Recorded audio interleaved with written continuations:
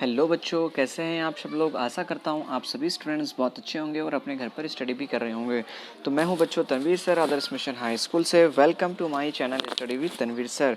तो बच्चों, आज हम इस वीडियो के अंदर क्लास 10 सब्जेक्ट सोशल साइंस का चैप्टर 10 जिसका नाम है भारत की कृषि के विषय में स्टूडेंट्स यहाँ पे हम विस्तृत जानकारी प्राप्त करने वाले हैं। तो चलिए बच्चों, शुरू करते हैं बिना टाइम वेस्ट किए। प्राचीन काल से कृषि भारत की अधिकतर लोगों की आर्थिक प्रवृत्ति रही है। साथ ही आज भी भारत की आर्थिक प्रवृत्ति का मुख्य आधार कृषि ही रहा है। खेती भारत का एक महत्व का संसाधन है। श्रम शक्ति के लगभग 60% लोग जो हैं वो कृषि कार्य से जुड़े हुए हैं। भारत के लोगों को मात्र भोजन की आपूर्ति करने के उपरांत उद्योगों के लिए विभिन्न प्रकार का कच्चा माल भी जो होता है वो खेती से ही प्राप्त होता है। यानी श्रम शक्ति, बच्चों एक सवाल ये है इम्पोर्टेंट, श्रम शक्ति के लगभग 60% लोग जो हैं वो कृषि कार्य से ही जुड़े हुए हैं। यहाँ तक कि जो कच्चा माल जो होता है विविध उद्योगों का, उसकी आपूर्ति जो है वो खेती से ही प्राप्त होती है। राष्ट्रीय उत्पादन में कृषि का लगभग 22% भाग जितना कृषि का है। निर्यात में भी कृषि फसलों, कृषि उत्पादकों को लगभग 18% हिस्सा है, जिससे देश को प्रति वर्ष विदेशी मुद्रा प्राप्त होती है। अब जाहिर सी बात है, जब इंडियन का माल विदेश में जाएगा तो वहाँ की विदेशी मुद्रा जो है वो इंडियन में भारत में आएगी, जिससे हमारी आर्थिक जो होगी वो और अर्थव्यवस्था और बड़ी होगी, ठीक है, और सुधार भी आएगा। भारतीय अर्थव्यवस्था मुख्य रूप से कृषि पर आधारित है। इस तरह भारत एक कृषि प्रधान देश है।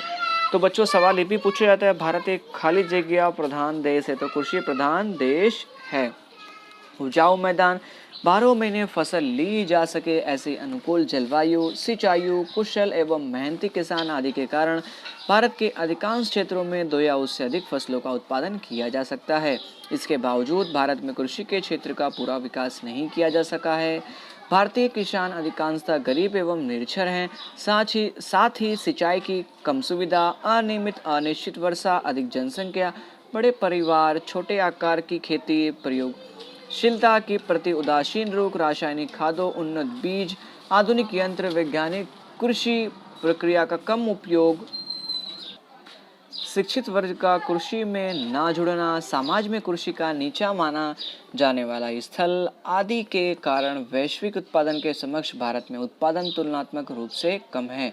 हकीकत में कृषि एक महत्वपूर्ण व्यवसाय है। कृषि के प्रकार, अब हमारे भारत में कृषि के कितने प्रकार तो वो यहाँ पे हम देखेंगे। भारत के लोगों को सामाजिक, आर्थिक स्थिति, राजनीतिक, राष्ट्रीय राजनीतिक, भारत का समग्र अर्थतंत्र कृषि के साथ जुड़ा हुआ है। सिंचाई पद्धति, कृषि उत्पादन, आर्थिक प्रति फसल जैसे बातों के आधार पर कृषि के प्रकार किए जाते हैं, यानी बांटा गया है। तो सबसे फर्स्ट यहाँ पे दिया है जीवन निर्वाह कृषि, यानी जिससे मतलब लोग ऐसे किसान जो सिर्फ कृषि के द्वारा अपने जीवन निर्वाह ही करते हो, व्यतीत करते हो, तो ऐसे कृषि को जीवन निर्वाह कृषि कहा जाता है। स्वतंत्रता के पश्चात योजना आयोग के अनेकों कृषि विकास योजना के अमल के बावजूद भारत में किसान के आर्थिक स्थिति आज भी अत्यंत दयनीय है। छोटे आकार के खेतों में महंगे बीज, खाद एवं जंतुनाशकों का उपयोग करना महंगा होता है। खेतों में होने वाले अनाज उत्पादन मात्र पारिवारिक उपयोग जितना ही होता है, जो परिवार के भरण पोषण में ही उपयोग हो जाता है। इसके निर्वाह की कृषि या आत्मनिर्भर कृषि भी कहा जाता है। भारतीय कृषि अनाज भी अधिकांश क्षेत्रों में जीवन निर्वाह की प्रवृत्ति ही मानी जाती है। तो जीवन निर्वाह कृषि अर्थात क्या, यानी किसान जो है वो खेती करता हो, कृषि करता हो, लेकिन उसकी उपज में सिर्फ वो इतना ही कमा पाता है जिससे अपने जीवन निर्वाह कर सके, ठीक है। तो ऐसे खेती को, ऐसी कृषि को जीवन निर्वाह की कृषि अथवा तो आत्मनिर्वाह कृषि कहा जाता है। नंबर 2, सूखी कृषि। वर्षा कम हो तो सिंचाई की अपूर्ण सुविधा एवं मात्र वर्षा पर आधारित क्षेत्रों के मात्र जमीन के संग्रहित नमी के आधार पर एक ही फसल ली जाती है, जिसे सूखी कृषि जो है वो कहा जाता है। यानी बच्चों, हमने क्या देखा कि जहाँ पे वर्षा कम होती है, जहाँ पे सिंचाई के लिए सिर्फ वर्षा का ही उपयोग किया जाता हो, तो ऐसी जमीन संग्रहित नमी के आधार पर इसमें एक ही फसल ली जाती हो, तो ऐसी कृषि को शुष्क कृषि कहा जाता है। साथ ही यहाँ पर ज्वार, बाजरी, दलहन जैसे पानी की कमी होने वाले फसलों की कृषि होती है। गुजरात के भाल प्रदेश में वर्षा पूरी होने के बाद नमी युक्त जमीन में एक ही प्रकार से गेहूं एवं चने की फसल ली जाती है, जिसे सूखी कृषि। अब सूखी कृषि आपको एक चीज़ ध्यान रखना है, सिर्फ एक ही फसल ली जाती हो जहां पर वर्षा के पानी का उपयोग किया जाता हो, ठीक है, ये कह सकते हो। उसके बाद नंबर 3, आर्द्र कृषि, यानी जहाँ वर्षा का प्रमाण अधिक होता है एवं सिंचाई की सुविधा अधिक होती है, तो ऐसे क्षेत्रों में नमी वाली कृषि की जाती है। वर्षा ना होने या कम हो तब सिंचाई के द्वारा वर्षा में एक से अधिक फसल ली जाती है, जिसमें धान, गन्ना, कपास, गेहूं, साग सब्जी की कृषि की जाती है। खासकर आपने यूपी में देखने को मिलेगा आर्द्र कृषि। इस स्थलांतरित खेती यानी झूम कृषि भी कह सकते हैं। इस प्रकार की कृषि में वृक्षों को काटकर उन्हें जलाकर जमीन साफ कर वहां कृषि की जाती है, यानी जहाँ पे पेड़ लगे होते हैं उन पेड़ को काटकर वहां पे कृषि की जाती है। यहाँ 2 या 3 वर्ष कृषि की जाती है। जमीन का उपजाऊपन घटने पर यह क्षेत्र छोड़कर दूसरी जगह इसी प्रकार की कृषि की जाती है, जिसे झूम कृषि कहा जाता है। यानी जहाँ पर वृक्ष वगैरह हो वहाँ पर खेती की जाती है, जब तक उसके अंदर उपजाऊपन ना घटे तब तक वहाँ पे उस पर खेती की जाती है। जैसे ही उसका उपजाऊपन घटता है वैसे उस क्षेत्र को छोड़कर दूसरी जगह इस प्रकार की खेती शुरू की जाती है, जिसे झूम खेती कहते हैं। इस कृषि में धान की फसलें, साग सब्जी उत्पन्न की जाती है। इस कृषि में उत्पादन जो होता है वो अत्यंत ही कम होता है। नंबर 5, बागायती खेती। ये बहुत ही इंपॉर्टेंट एग्जाम में भी पूछा जाता है। बागायती मतलब बगीचा कृषि एक विशिष्ट प्रकार के होने वाली कृषि। इसमें रबर, चाय, कॉफ़ी, कोको, नारियल के उपरांत सेब, आम, अंगूर, संतरे, आंवला, नींबू, खजूर आदि फसलों को अत्यंत अधिक रख रखाव के साथ कृषि होती है। इस प्रकार की कृषि में अधिक पूंजी निवेश, कुशलता, तकनीकी ज्ञान, यंत्र, खाद, सिंचाई, परीक्षण, संग्रहण एवं परिवहन की पर्याप्त सुविधा होनी चाहिए। नंबर 6 दिया है सघन कृषि। जहाँ सिंचाई की सुविधा बड़ी है वहाँ रासायनिक खाद, जंतुनाशक एवं विविध प्रक्रिया में यंत्रों के व्यापक उपयोग से कृषि में यांत्रिकरण भी आ गया है। इस प्रकार होने वाले कृषि को सघन कृषि कहा जाता है।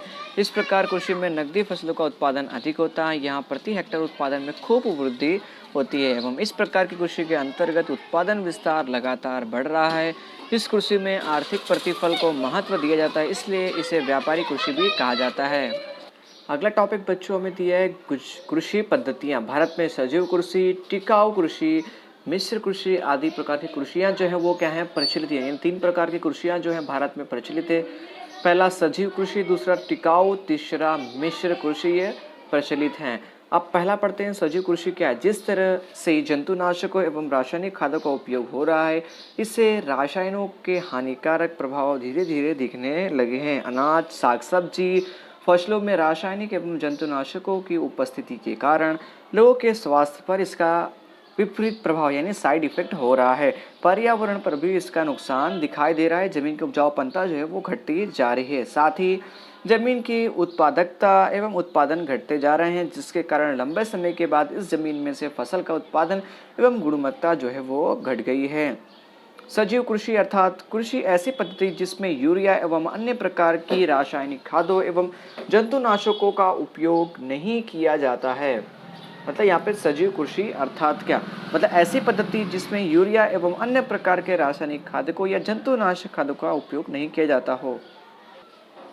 साथ ही फसल के पोषण के लिए गोबर की खाद, जैव खाद, कंपोस्ट खाद आदि का तथा फसल संरक्षण के लिए गौमूत्र, नीम की घोल, छाछ आदि का उपयोग किया जाता है। यानी सजीव फसल के अंदर किसी भी तरह के कीटनाशक, जंतु रासायनिक अथवा तो एवं रासायनिक यूरिया खादों का उपयोग नहीं किया जाता, अपितु फसल के पोषण के लिए गोबर की खाद, जैव खाद, कंपोस्ट खाद एवं गौमूत्र, नीम का घोल, छाछ आदि का उपयोग किया जाता है। जैविक कृषि का उत्पादन पोषण युक्त होता है। यह प्राकृतिक खाद, मिठास एवं खुशबू होती है। इससे अधिक खनिज, विटामिन, जीवन शक्ति देने वाले तत्व होते हैं। जैविक कृषि उत्पादनों की वर्तमान में बड़ी भाग है, अर्थात किसानों को प्रतिफल भी अच्छा मिलता है सजीव कृषि के अंदर। नंबर 2 बच्चों आता है टिकाऊ कृषि। यानी इस कृषि में जमीन का उपजाऊपन लंबे समय तक बना रहता है। इसके लिए फसल फेरबदल, पोषण के लिए रासायनिक खाद की आवश्यकता जितना ही उपयोग, कीटनाशक एवं खर पतवार नियंत्रण के लिए जंतुनाशकों के बदले जैविक नियंत्रण, जल संरक्षण आदि बातों का विशेष ध्यान रखा जाता है। मिश्र कृषि, इस कृषि में कृषि के साथ पशुपालन, मुर्गा, बतख पालन, मधुमक्खी, मत्स्य पालन जैसी प्रवृत्तियां की जाती हैं, जिसे मिश्र कृषि कहा जाता है। साथ ही बच्चों आगे के टॉपिक में हमें दिया है भारत के कृषि उत्पादन क्षेत्र। तो यहाँ पे किस किस तरह की फसल ली जाती है तो वो यहाँ पे दिया गया। भारत में ऋतुओं के आधार पर कृषि की फसलों को 3 भागों में बांटा गया, जिसमें पहला खरीफ की फसल, दूसरा रबी फसल, तीसरा जायद की फसल, रबी की फसल। अब बच्चों यहाँ पे ये इसमें आपको एक अंतर पूछा जाता है, रबी की अथवा तो खरीफ की फसल में अंतर बताइए 2 मार्क्स के लिए, तो आपको ये लिखना बहुत जरूरी होता है, तो इंपॉर्टेंट है, इसे आपको याद कर लेना है। ठीक है, तो देखते हैं यहाँ पे खरीफ की फसल यानी वर्षा वाली फसल, यानी वर्षा ऋतु में ली जाने वाली फसलें को खरीफ की फसल कहा जाता है, जबकि ठंडी की ऋतु में ली जाने वाली फसलों को रबी की फसल कहा जाता है। उसके बाद बच्चों आगे गर्मी की ऋतु में ली जाने वाली फसलों को जायद की फसल कहा जाता है। खरीफ यानी वर्षा, रबी यानी ठंडी और जायद यानी गर्मी की फसल कह सकते हैं आप। उसके बाद फसल का जो समय जो होता है, यानी वर्षा जितने समय से शुरू होती है तब से, यानी जून जुलाई से लेकर अक्टूबर नवंबर तक होता है। उसके बाद जो रबी की फसल है उसका समय जो होता है वो अक्टूबर नवंबर से लेकर मार्च अप्रैल तक होता है, यानी 4-4 महीने का होता है। और यहाँ पे जायद की फसल यानी गर्मी की फसल, जो गर्मी का समय जो होता है मार्च से लेकर जून तक होता है। अब वर्षा ऋतु के अंदर ली जाने वाली फसलें धान, मक्का, ज्वार, बाजरी, कपास, तिल, मूंगफली, मूंग, मसूर आदि खरीफ की फसल हैं, जबकि गेहूं, चना, सौ, सरसों, एरंडी, अलसी जो है वो रबी की फसलें हैं, जो ठंडी के समय इनकी फसल की जाती है। धान, मक्का, मूंगफली, तिल, बाजरी, तरबूज, ककड़ी, खरबूजा आदि जो है वो गर्मी की फसल है, जायद की फसल हैं। आगे बच्चों देखने वाले मुख्य कृषि के फसल, भौगोलिक परिस्थिति, जलवायु, जमीन वैविध्य एवं वर्षा के प्रमाण में रही अधिक भिन्नता के कारण भारत में अलग अलग फसलों की बुआई विविध प्रकार से की जाती है। क्योंकि हमारे भारत की जो ज़मीन है वो सभी एक जैसे नहीं है, सभी की अनुकूलता जो है वो अलग अलग है वहाँ के ज़मीन के हिसाब से। जो आपने ज़मीन के प्रकार में पढ़ा, हमने बहुत सारे टाइप्स देखे, टाइप्स ऑफ ज़मीन के अंदर हमने यहाँ पे देख लिया। देखते हैं अब आगे। तो बच्चों यहाँ पे भारत की जो मुख्य फसलें हैं के उत्पादन दी गई, जिसमें धान्य फसलों में समावेश होता है धान, गेहूँ, ज्वार, बाजरी, मक्का, जौ, और दलहन यानी दाल के रूप में अरहर, मूंग, चना, मटर, वाल, मोठ, उड़द ये सब वगैरह, और तिलहन के रूप में मूंगफली, तेल, सोयाबीन, एरंडी, सरसों, सूरजमुखी, नारियल, तो इन सब के तेल निकाले जाते हैं। साथ ही पेय यानी पीने के रूप में चाय, कॉफ़ी, कोको वगैरह, और नकदी फसल में कपास, गन्ना, पटसन, तंबाकू, रबर वगैरह। साथ ही औषधीय मसाला जो होता है, जो हम चिकन बनाने के रूप में यूज़ करते हैं, या फिर सब्जी वगैरह, तो जीरा, सौंफ, उसके बाद धनिया, मेथी, अजवाइन, काली मिर्च, इसबगुल वगैरह इनका समावेश इसके अंदर होता है। फल के रूप में आम, केला, चीकू, पपीता, अंगूर, बेर, सेब जितने भी फल आते हैं सब इनका समावेश होता है। साथ ही साग सब्जी के अंदर आलू, बैंगन, प्याज, टमाटर, लौकी, भिंडी वगैरह इन सारी चीज़ों का जो है वो जितने भी होते हैं वेजिटेबल्स वगैरह सबका इन सब में समावेश होता है। आगे बच्चों हमें दिया गया है धान्य फसल। भारत में कुल बुआई क्षेत्र लगभग 75% है, यानी भारत के कुल 75% भाग में बुआई की जाती है, मतलब उसके क्षेत्र के लायक है जो धान्य फसल की कृषि जिसमें होती है 75% भाग में भारत के अंदर। और भारत का उत्पादन लगभग जो है वो 50% धान्य फसलों से ही होता है। मुख्य धान्य फसल निम्न प्रकार की है, जिसमें धान यानी चावल जिसे हम कहते हैं, राइस। धान हमारे सबसे महत्वपूर्ण धान्य फसल है।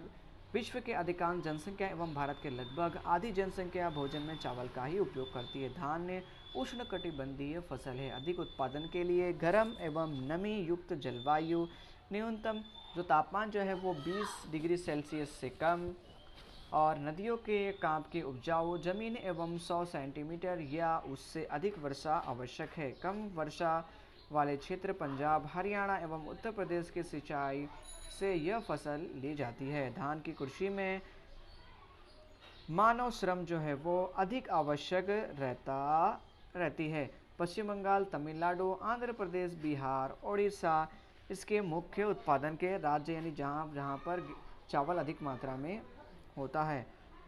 पश्चिम बंगाल, उत्तर प्रदेश, आंध्र प्रदेश, बिहार, ओडिशा, तमिलनाडु आदि राज्यों में वर्ष में 2 या 3 बार यह फसल ली जाती है। गुजरात में सूरत, तापी, पंचमहल, अहमदाबाद, खेड़ा, आणंद, वलसाड़ आदि जिलों में धान की बुआई की जाती है। धान यह पानी की अधिक आवश्यकता फसल होने के बावजूद खेती में लगातार पानी भरकर रखने के बदले फुवारा पद्धति में सिंचाई करके कम पानी से ही यह फसल ली जाती है। यानी जो धान को अधिक पानी की आवश्यकता होती है, तो यहाँ पे आप सिंचाई यानी टपक पद्धति जो है, फुवारा पद्धति जो है, उसकी मदद से भी कम पानी में धान की अच्छी फसल प्राप्त कर सकते हैं। तो ये जो बच्चों देख रहे हैं धान की ये लोग बुआई करते हैं, इस तरह धान होता है, फिर बाद में इसको मशीन से चावल को साफ करके निकाला जाता है। और धान भी बहुत सारे प्रकार के होते हैं। आगे धान की मुख्य फसलों में आता है गेहूं यानी वेट। धान के बाद गेहूं जो है ये अब हमारे देश की सबसे दूसरी मतलब हमारे देश की सबसे बड़ी दूसरी महत्वपूर्ण फसल है। भारत में 1/3 कृषि जो है वो भूमि पर गेहूं की कृषि ही की जाती है, यानी 1/3 यानी 1/3 भाग जो है वो उस पर गेहूं की कृषि ही की जाती है। इस देश में उत्तर पश्चिम भारत में रहने वाले लोग का यह मुख्य भोजन है गेहूं। साथ ही बच्चों आपने सुना होगा कि जो लोग गेहूं खाते हैं यानी रोटी खाते हैं उससे ज़्यादा ताकत भी बढ़ती है, ऐसा आपने सुना होगा। गेहूं यह समशीतोष्ण कटिबंध की रबी फसल है। गेहूं की फसल के लिए काली उपजाऊ दोमट मिट्टी वाली जमीन एवं 75% सेमी तक वार्षिक वर्षा यानी एनुअल वर्षा जो है वो अति आवश्यक है। सिंचाई की सहायता से कम वर्षा वाले भागों में गेहूं उत्पन्न किया जाता है। 100 सेंटीमीटर या उससे अधिक वर्षा वाले क्षेत्रों में गेहूं की बुआई नहीं होती, यानी 75 सेंटीमीटर जितनी वर्षा उसके लिए गेहूं के लिए आवश्यक होती है। गेहूं की कृषि में यांत्रिकरण होने से श्रमिकों की आवश्यकता कम पड़ती है। हरित क्रांति के बाद गेहूं का उत्पादन लगभग दोगुना हुआ है। गेहूं की कृषि मुख्य रूप से पंजाब, जिसमें बहुत सारी यहाँ पे पंजाब में सबसे ज़्यादा होता है क्योंकि वहाँ पे 5 नदियों का संगम है, इसलिए इसका नाम भी पंजाब पड़ा है। हरियाणा, पश्चिम उत्तर प्रदेश में होती है। देश में कुल गेहूं उत्पादन के 2/3 भाग जो है वो इन राज्यों में होता है। पंजाब, हरियाणा, पश्चिम का मतलब पश्चिमी उत्तर प्रदेश, इन राज्यों में सिंचाई की सुविधा होने से यहाँ प्रति हेक्टर उत्पादन जो है वो अधिक होता है। पंजाब में नहरों के पानी के कारण गेहूं विपुल मात्रा में इसका उत्पादन होता है। इसी कारण पंजाब को गेहूं का भंडार भी कहा जाता है। मध्य प्रदेश, राजस्थान, गुजरात, महाराष्ट्र, पश्चिम बंगाल आदि राज्यों में गेहूं की फसल का उत्पादन होता है। गुजरात में भाल के क्षेत्र में भालिया गेहूं होता है। इसके उपरांत महसाणा, राजकोट, जूनागढ़, खेड़ा में भी गेहूं का उत्पादन होता है। रोज बरोज के भोजन के उपयोग में लिए जाने वाले सभी प्रकार के अनाजों में गेहूं सर्वश्रेष्ठ है। गेहूं के आटे से रोटी, भाखरी, सेवैया, हलवा, लपसी, लड्डू, सुखड़ी, पाव, पूड़ी, केक, बिस्कुट आदि के अनेक खाने की वस्तुएं बनाई जाती हैं। सभी प्रकार के अनाजों में गेहूं पौष्टिक तत्व अधिक होता है, इसलिए गेहूं को अनाजों का राजा भी कहा जाता है। तो बच्चों यहाँ पर आप ये जो मैप जो देख रहे हो जिसमें स्ट्रेट लाइन आपको दिख रही है, ठीक है बच्चों, तो इसका मतलब क्या है कि वहाँ पर धान की फसल के मतलब अनुकूल राज्य है, वहाँ पे धान की फसल के अनुकूल मतलब ज़मीन वगैरह, जैसे यहाँ पे आप देख रहे हैं ये आसम हो गया, ठीक है। उसके बाद हमने यहाँ पे देखा पश्चिम बंगाल हो गया, और उसके बाद बिहार भी हमारा हो गया, उड़ीसा हो गया, छत्तीसगढ़ हो गया, ठीक है। तो ऐसे जो और झारखंड वगैरह जो हो गया, और यहाँ पे कुछ भाग इसका मध्य प्रदेश में भी आ जाएगा। तो यहाँ पर जो है वो धान की फसल ली जाती है। जहाँ पे आपको क्रॉस जो दिख रहा है आपको ऐसा, ठीक है, तो ये क्रॉस जगह में गेहूँ की फसल ली जाती है। इसके अंदर पंजाब, हरियाणा, उसके बाद फिर हमारा कुछ गुजरात का उत्तर प्रदेश होगा, उत्तराखंड भी है, ठीक है, मध्य प्रदेश है, राजस्थान भी है, गुजरात भी है, महाराष्ट्र भी है, ठीक है। तो और उसके बाद मध्य प्रदेश भी, तो इन सब राज्यों के अंदर गेहूं की फसलें होती हैं। साथ ही गेहूं और धान दोनों जो है वो उत्तराखंड, उत्तर प्रदेश और कुछ भाग बिहार में भी होता है। साथ ही बच्चों नीचे आप जो देख रहे हैं यहाँ पे केरल, कर्नाटक, ठीक है, ये सब जगह में भी क्या होता है, और धान का जो उत्पादन जो होता है वो अधिक मात्रा में होता है।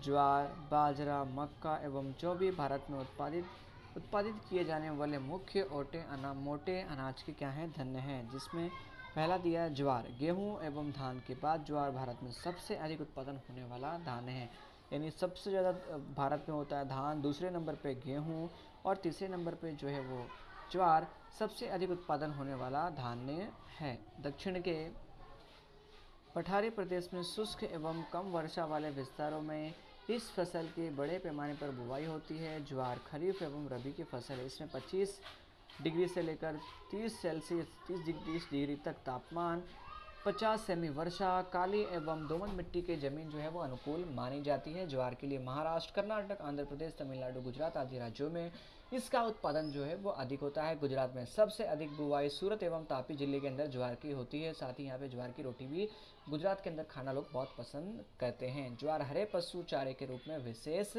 उपयोगी है। नेक्स्ट दिया है बाजरी। बाजरी श्रमिकों का अनाज माना जाता है, जिसमें 25 डिग्री से लेकर 30 डिग्री सेल्सियस का तापमान एवं 40 से 50 सेमी जितनी वर्षा, हल्की रेतीली जमीन यह योग्य रूप से उत्पादित होती है। राजस्थान, गुजरात, उत्तर प्रदेश, महाराष्ट्र आदि के मुख्य उत्पादक इसके राज्य हैं। गुजरात में बाजरे की बुवाई बनासकांठा जिले में होती है। साथ ही यहाँ के लोग बाजरे की रोटी भी खाना पसंद करते हैं। आगे हमें दिया गया मक्का। तो मक्का जो है एक धान्य खरीफ की जो है फसल है। धान्य एवं गेहूं के बाद विश्व में मक्का के सबसे अधिक बुवाई होती है। मक्का की फसल पर्वतीय क्षेत्रों में अधिक होती है, वहाँ यह लोगों का भोजन होता है। यानी जो पर्वतीय क्षेत्रों के अंदर मक्के में मुख्य रूप से स्टार्च, तेल, प्रोटीन, बायोफ्यूल जैसे घटक होने से उसका औद्योगिक उत्पादन भी बहुत होता है। मक्के की फसल में ढलान वाले, काली, कड़ी, पथरीली, पानी के नितार वाली ज़मीन जो है वो माफिक आती है। यानी ढलान वाली हो, जिसमें पानी नितार वाली, जिसमें पानी आराम से नीचे उतर जाता हो, तो उसकी माफिक होती है। जिसके अंदर 50 से लेकर 100 सेमी जितनी वर्षा, 21 से लेकर 27 सेल्सियस जितना टेम्परेचर इसके लिए अनुकूल होता है मक्का की फसल के लिए। पशु आहार, लावा यानी जिसे धानी कहते हैं, मक्के के तेल में इसका उपयोग बढ़ रहा है। राजस्थान, उत्तर प्रदेश, बिहार, मध्य प्रदेश, पंजाब, जम्मू कश्मीर, हिमाचल प्रदेश, कर्नाटक, आंध्र प्रदेश इसके मुख्य राज्य हैं। गुजरात में पांचमहाल, दाहोद, साबरकांठा, अरवली में मक्का की बुवाई अधिक होती है। नेक्स्ट बच्चों हमें दिया गया है दलहन। दलहन जो है वो शाकाहारी लोगों के लिए एक महत्वपूर्ण कह सकते हैं आप प्रोटीन का आहार स्रोत है, जो शाकाहारी हैं उनके लिए, जिसके अंदर मूंग, चना, उड़द, जिसमें अरहर, मूंग, चना, मटर, उड़द, बाल एवं मोठ दलहन माने जाते हैं। अरहर, उड़द, मूंग, मोठ खरीफ की फसल हैं। चना, मटर एवं मसूर जो है वो रबी की फसल हैं। अधिक वर्षा वाले क्षेत्रों के अलावा सभी राज्यों में दलहन की बुवाई होती है। मध्य प्रदेश, राजस्थान, उत्तर प्रदेश, महाराष्ट्र, उड़ीसा, बिहार, आंध्र प्रदेश इसके मुख्य उत्पादक राज्य हैं।